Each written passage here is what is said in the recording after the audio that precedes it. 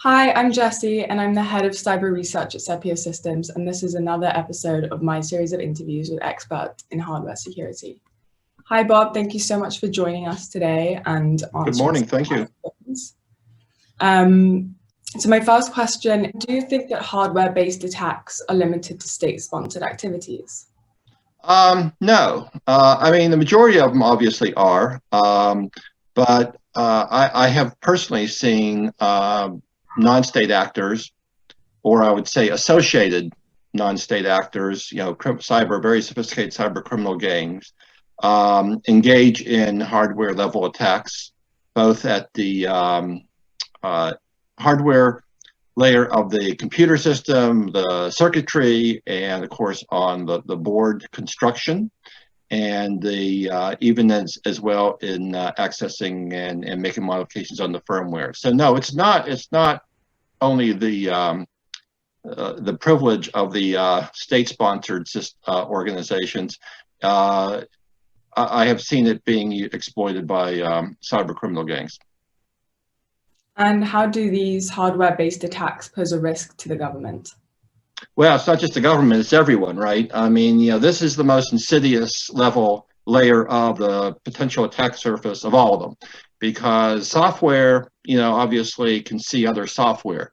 Software cannot look down usually to the hardware level to be able to see what's going on with any degree of fidelity. And when you're able to do and implement hardware level penetrations, you can pretty much message or signal the operating system and even some of the other layers of the computer that everything's okay, don't look here, and basically act as a filter to ensure that your implants and your modifications are not seen, or at least are not recognized as being different.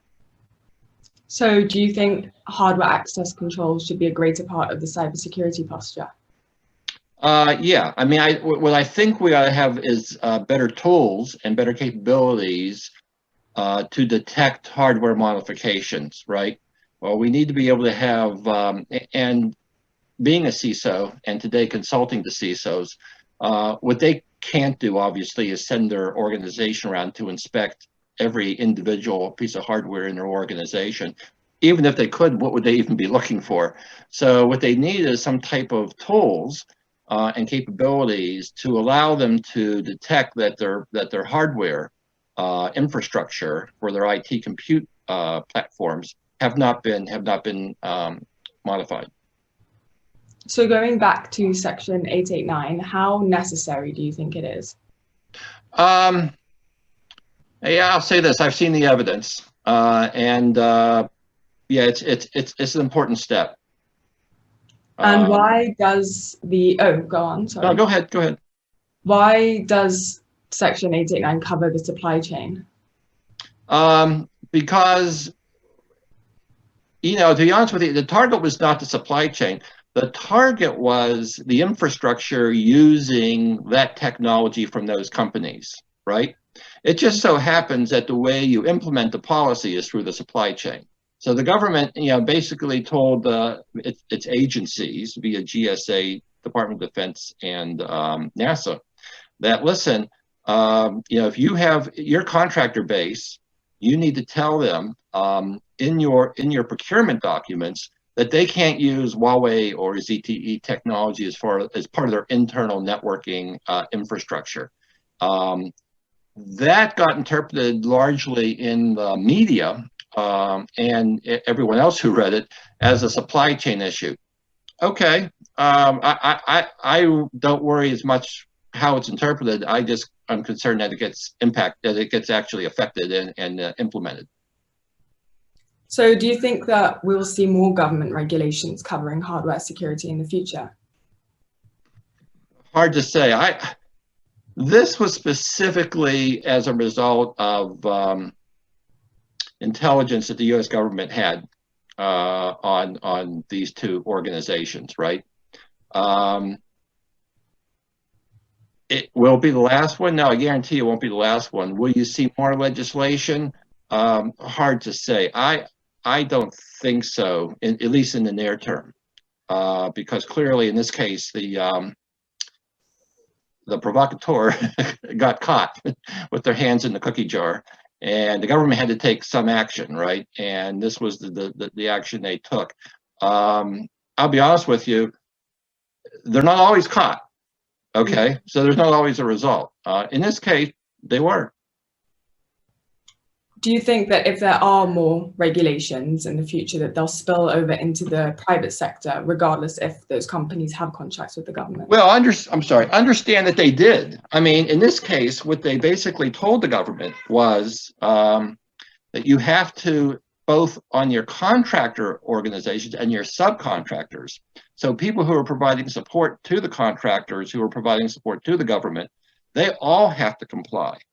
So understand the depth of this and the scope of this. And I've talked to a couple private companies who are trying to figure this all out, is that they've got to ensure in their contractual agreements that not just their networks that support the government, but their subcontractor networks who support the government also comply with the requirement.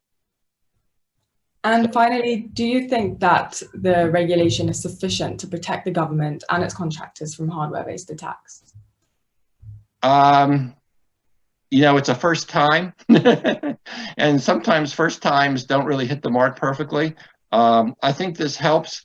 I'll be honest with you, I think this is more than anything else a warning shot back to the perpetrator that we're on to you, and we're going to hit you hard, because right now they're not going to be able to sell their products to a very sizable part of the U.S. economy, and they've got to think long and hard about trying to perpetrate this type of attack and this level of attack in the future, right?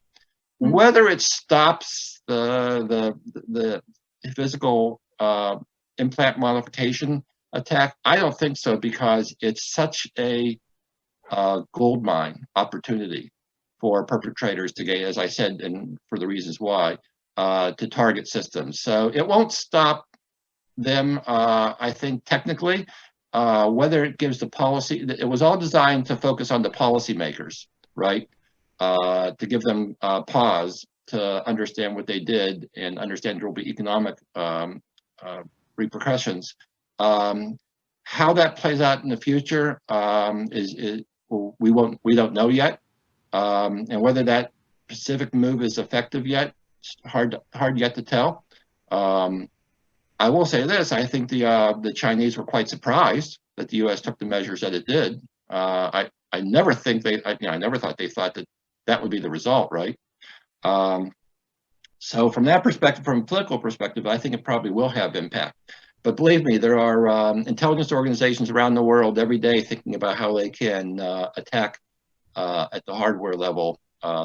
It's because of the opportunities.